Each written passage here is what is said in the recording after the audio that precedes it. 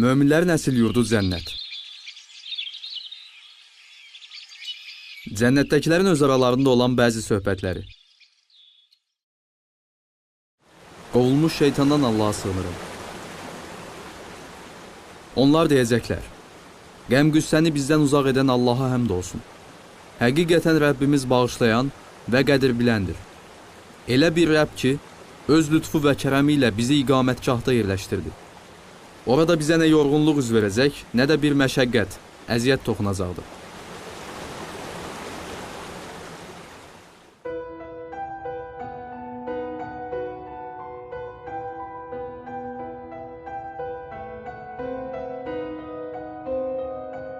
Allahın cənnətinə, üstün bir məqama çatdırdığı möminlərin buradakı söhbətləri Quran-ı Kərimdə hissə-hissə anladılmışdır. Bu söhbətlər dünya həyatında möminlərə gözəl örnək olaraq bildirilir. Ayələrdə bildirilən, onlar cənnətdə nə boş söz eşidəcək, nə də günaha bais olan bir şey edəcəklər. Eşitdikləri söz ancaq salam və yenə də salam. Hökmü, dünya həyatında yaşayarkən də boş sözdən çəkinmənin vacibliyini göstərir. Başqa bir ayədə bu durum belə ifadə edilir.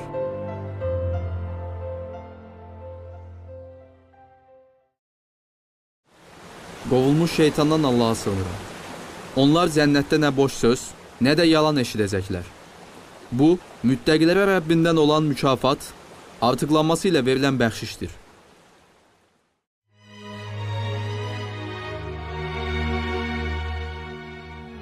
İndi hər kəlməsi hikmətli olan bu söhbətləri əvvəldən başlayaraq incələyək.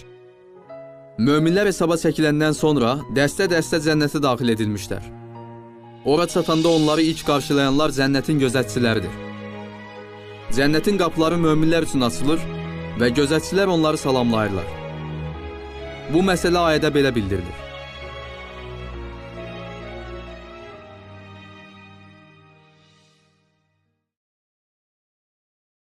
Səbr etdiyinizə görə sizə salam olsun. Axirət yurdunun sizə nəsib olan aqibəti cənnət nə gözəldir. Möminlərin onlara cavabı isə ayədə belə bildirilir.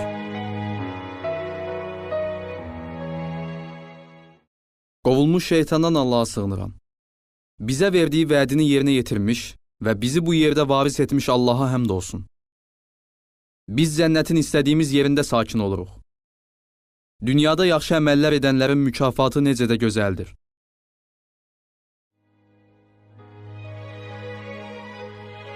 Bunun ardınca eyni ayənin davamında onlara müraciət olunur.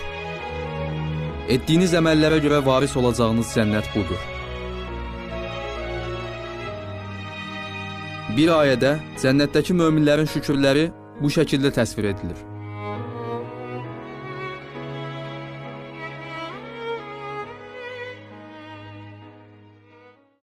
Onların oradakı duası, Pərverdigara, sən paksan, müqəddəssən. Orada salamlaşması, salam, duası, həmd olsun aləmlərin Rəbbi Allaha sözləridir.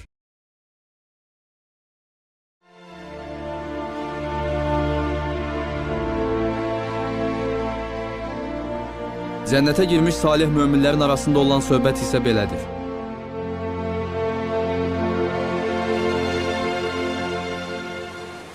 Onlar bir-biri ilə sorğu-suala başlayacaqlar. Onlardan biri belə deyəcək: mənim bir yoldaşım var idi. O deyirdi: sən doğrudan da inanmırsan ki, biz öldükdən, torpaq və sümük olduqdan sonra sorğu-sual olacağıq? Sonra həmin şəxs deyəcək: siz indi onun nə halda olduğunu bilirsinizmi? O, özü baxıb onu cəhənnəmin ortasında görəcək və deyəcəkdir: Allaha and olsun ki, sən az qala məni də məhv edəcəkdin. Əgər Rəbbimin lütfu olmasaydı, mən də cəhənnəmə gətirənlərdən olardım. Biz artıq ölməyəcəyik, elə deyilmi? İlk ölümümüz istisna olmaqla. Biz əzab da görməyəcəyik. Həqiqətən bu, böyük qurtuluşdur.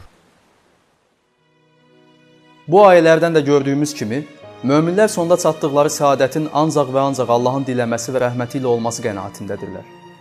Onların şuuru son dərəcə açıqdır və keçmişi xatırlayırlar.